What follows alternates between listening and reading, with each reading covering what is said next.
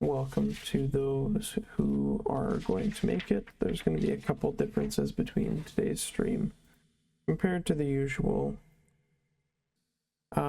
Yeah, so today it's, Friday, May 30th. We are putting on a show on June 1st, and I wanted to go through the creation of this poster here.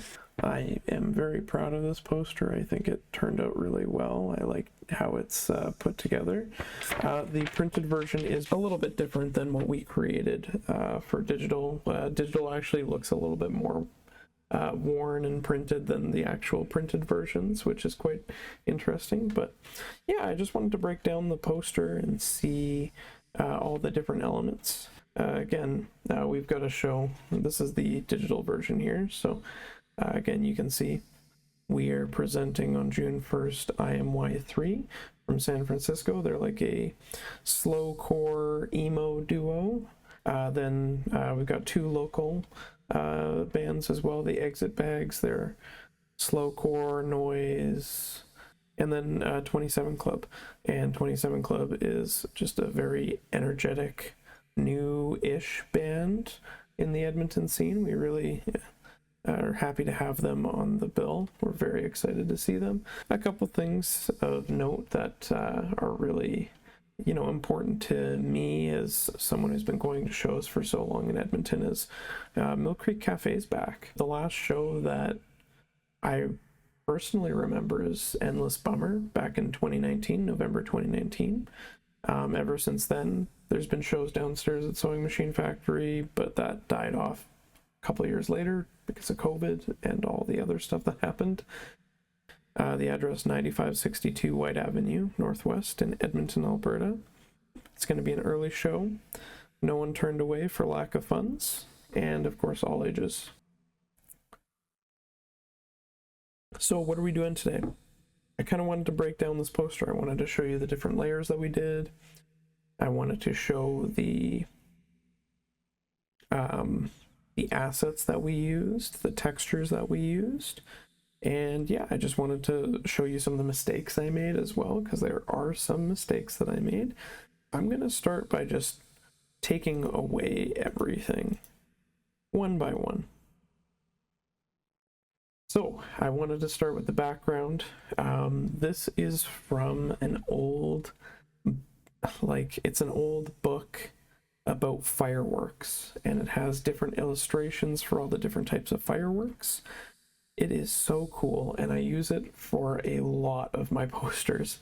There are so many different images, and they're great for backgrounds. They're great for doing cool things with blending modes. Even just taking the colors is wonderful. So I use this as the background. I don't think I did too much when it comes to effects.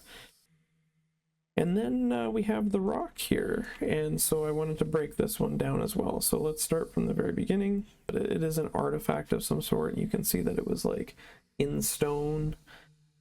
And I also like the fact that it was shaped like a heart. Then we added this image here, again from that firework catalog. Again, it's very nice looking. And then I believe this one as well. Yeah, so this one as well is from that catalog as well. And then we put it's like just the edges of the rock around, just to show that extra little bit of texture. That's the rock heart. And then I also added a bit of a drop shadow. So there was some separation between the rock and the background, so you can see. It's just a small little change, but it gives it some dimension. This is the main image portion of the poster. So what we would want then is to add our text. So I'm going to just jump into this smart object. This is probably not the smart way of going about this. It caused me a lot of grief. But essentially, I have two different smart objects in here. I have the red, and then I did the same thing for the text here, the more pinky, beigey color. On both of these, I have a Gaussian blur and a filter gallery, which is just the grain stamp that I love to do. Essentially, without it, it looks like that. You add some grain, you add some more grain, and then you add that stamp, and it just crushes. And I did the same for the text. So if I go into the filter gallery and zoom out, get rid of all of these. That's what it looked like before. You can see that I kept the color in there. Add some grain, add some more grain, and then add the stamp. And again, it just adds that dirtiness to it, right? And you can see if you zoom in far enough, there's some, you know, artifacts here from that beigey layer. And you'll notice here that I did add a Gaussian blur and some noise. I did that mainly just, again, to simulate printing more or less, and to make it, you know, meld better with the background here. You can see kind of how clean and clear cut this mask is over here with this drop shadow. I probably could have done a better job putting that all together. So the challenge with how I did this is mostly because if I didn't like the placement of something, I either had to fully commit to it, or I had to go back into several layers of smart objects, which is fine because I can go back and edit it, and it's, you know, not rasterized, it's not destructive, but it was a bit of a hassle. So next we have this little image here that I pulled from an anime magazine. So this is the original image. I added a plaster, a grain, and a torn edge effect. I just really liked how it almost looks embossed. And again, it just looks complicated. You can kind of see that there's an eye here and a nose here and a mouth.